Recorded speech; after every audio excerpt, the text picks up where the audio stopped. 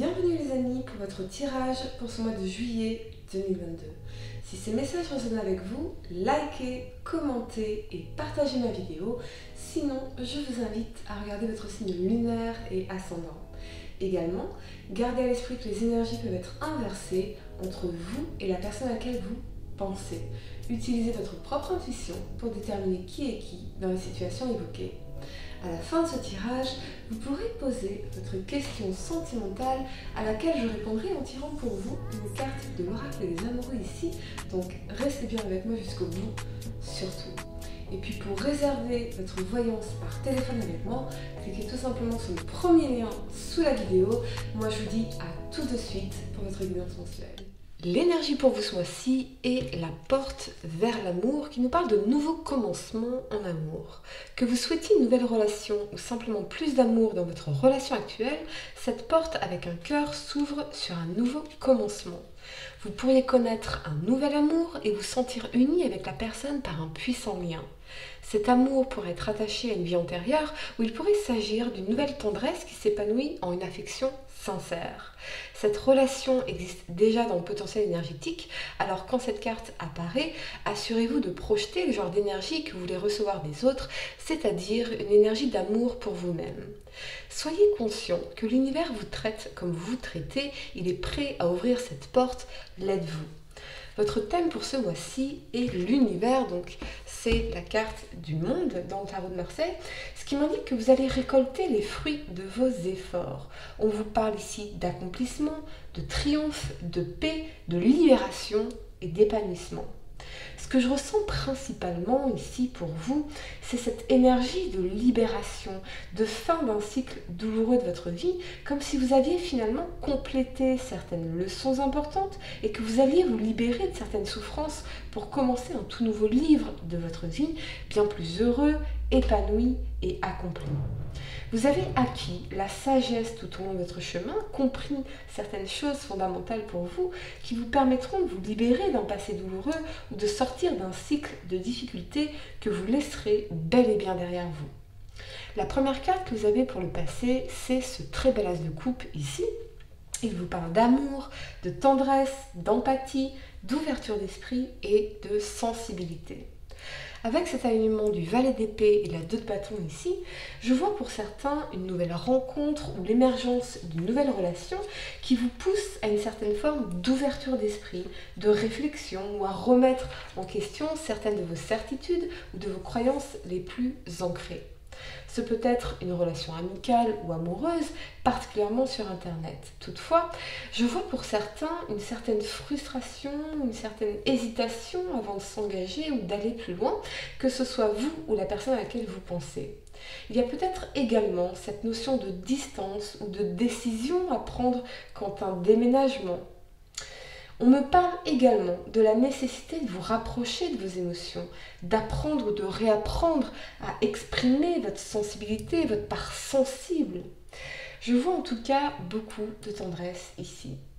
C'est un excellent présage d'épanouissement dans la vie sentimentale et les couples vont profiter d'une sérénité retrouvée, d'un bien-être émotionnel grâce à une communication respectueuse et à une volonté commune d'envisager la relation dans la durée. C'est une période hautement favorable pour les projets d'avenir, les déménagements, les décisions importantes et la consolidation de l'union.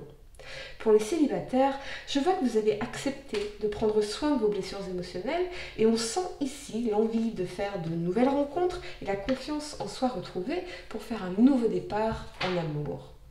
La première carte que vous avez pour le présent, c'est la 7 d'épée ici. Elle vous parle de trahison, de duperie, de malhonnêteté, de mensonges et de déception. Avec cet alignement de la reine de denier et du roi de bâton ici, je vois surtout cette envie de stabilité, de sécurité, mais aussi d'honnêteté dans le roi de bâton. Vous ne voulez pas vous tromper ou vous mentir dans vos choix et dans vos décisions, quel que soit le domaine concerné ici.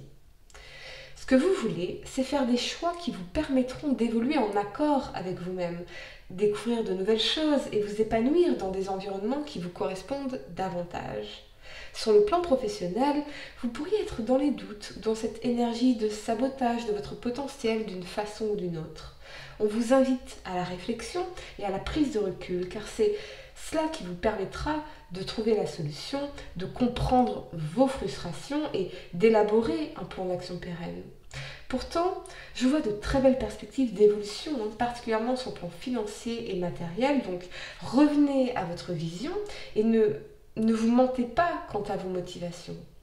Pour certains, c'est peut-être le sentiment d'avoir été trompé ou trahi quant aux intentions d'une personne, particulièrement s'agissant de votre environnement professionnel ou de vos finances.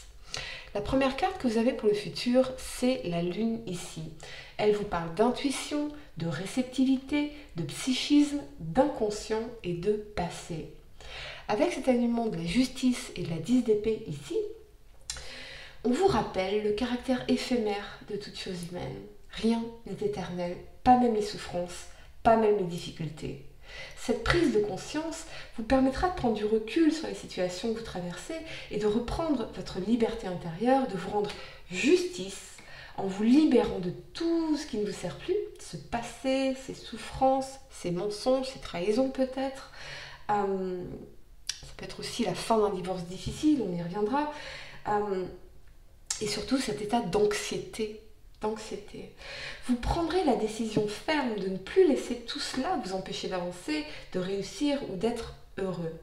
Pour certains, c'est peut-être que vous allez découvrir la vérité quant à quelque chose qui était caché jusque-là et mettre fin à une situation de souffrance, de trahison. Je vois beaucoup de conscientisation nécessaire ici pour vous et qui ultérieurement vous mèneront au respect de soi et à l'équilibre dans votre vie. On vous parle d'un renouveau, de remettre de l'ordre dans votre vie intérieure et de rétablir la vérité envers les autres et surtout envers vous-même. Ce peut être également prendre la décision ferme de ne plus céder aux doutes, aux peurs, à l'anxiété, aux angoisses. Voyez à quel point nos peurs en fait viennent nous saboter, viennent nous empêcher d'avancer. C'est véritablement ce sentiment-là. Et c'est quelque chose qui vous demandera beaucoup de patience et de tempérance, mais qui ultérieurement vous permettra de vous libérer d'un sentiment d'échec dans un domaine de votre vie. Peut-être manquiez-vous simplement de hauteur ou de perspective sur les événements. C'est pas parce qu'il se passe un événement douloureux dans votre vie que toute votre vie doit être remise en question, que rien ne va dans votre vie. Vous voyez, c'est comme si on faisait d'une flaque d'eau un océan de souffrance, de douleur, donc c'est vraiment essentiel de remettre les choses en perspective. Mais ça vient surtout de cette énergie d'anxiété ici. Je vois également que vous pourriez avoir à affronter certaines peurs ou voir la vérité en face par rapport à vous-même ou à certaines personnes dans votre vie. Il pourrait s'agir de mettre fin à une situation ou à une relation, qu'elle soit professionnelle, amicale, familiale ou sentimentale pour certains.